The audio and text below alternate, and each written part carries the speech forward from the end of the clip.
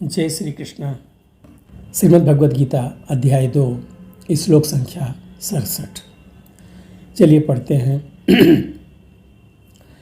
इंद्रियाणां हि चरितां यन्मनो अनुविधीयते तदस्य हरति प्रज्ञां वायुर्नावम् इव अंभसि। इंद्रियाणां हि चरतां यत मन अनुविधीयते। इंद्रियों का जिस प्रकार मन जिस पर निरंतर लगा रहता है, इंद्रियाणाम इंद्रियों के चरताम विचरण करते हुए मन जिसके साथ निरंतर लगा रहता है, अनुविधीयते जिसके साथ निरंतर लगा रहता है, तत् वह तदस्य तद अस्य। तदस्य में दो शब्द हैं, तद है अस्य है। तत् वह अस्य मतलब इसकी प्रज्ञाम बुद्धि को हर लेती है। तदस्य हरति प्रज्ञाम उसकी बुद्धि को हर लेती है। कैसे? वायुर नावमीव अंभसि। जैसे नाव पानी में तैर रही है और उस पर तेज हवा आती है, प्रचंड वायु का वेग आता है तो नाव को बहा ले जाती है। उसी तरह से इंद्रियों में विचरणशील जिनका मन निरंतर लगा रहता है, उसकी बुद्धि को हर लेती है। इसका मतलब ये हुआ, जिस प्रकार पानी में तैरती नाव को प्रचंड वायु दूर बहा ले जाती है, उसी प्रकार विचरणशील इंद्रियों में से कोई एक जिस पर मन निरंतर लगा रहता है, मनुष्य की बुद्धि को हर लेती है।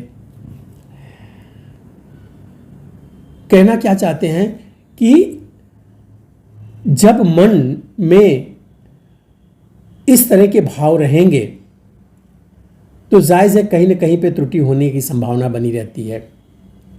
यदि समस्त इंद्रियां भगवान की सेवा में ना लगी रहे, कहते ना मन से, वाणी से और कर्म से, तीनों से, तो जब भगवान की सेवा में वह सब लगी रहती हैं कि अगर सारी इंद्रियां भगवान की सेवा में लगी हैं तब तो ठीक है।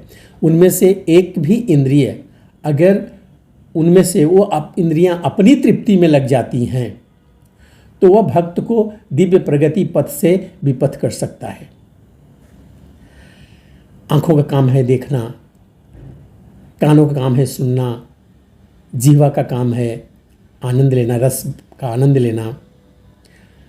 तो ये इंद्रियां जब इसमें से कोई एक इंद्रिय जो कृष्ण भावनामृत में से अलग होकर के अपनी इंद्रिय सुख को प्राप्त करने में लग जाएं तो उसे प्रगति पथ से विपथ कर सकती हैं। जैसा कि महाराज अम्बरीश के जीवन में बताया गया है, समस्त इंद्रियों को कृष्ण भावनामृत में लगा रहना चाहिए, क्योंकि मन को बस में करने का सबसे सही एवं सरल विधि यही है कि मन जो है वो कृष्ण भावनामृत में हमेशा लगा रहे। हम तो कहते हैं सारी इंद्रियां कृष्ण भावनामृत में तो लगी हैं, एक आध नहीं लगेगी तो क्या फ़र्क पड़ेगा। एक इंद्रिय के अगर विमुख होती है, अपने इंद्रिय सुख के लिए वो कुछ प्रयास करती है तो सारे इंद्रियां अपने आप उसमें लिपट जाती हैं और विपथ कर सकती हैं। अपने मार्ग से वो भक्त च्युत होकर के कृष्ण भावनामृत से विमुख हो सकता है। ये कहना चाहते हैं। इस श्लोक का यही अर्थ है कि अगर प्रचंड वायु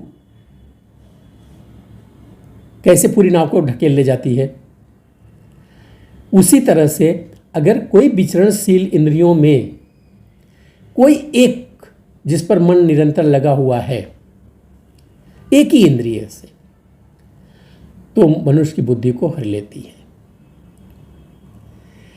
मिलते हैं अगले वीडियो में एक और श्लोक के साथ। तब तक के लिए जय श्री कृष्ण।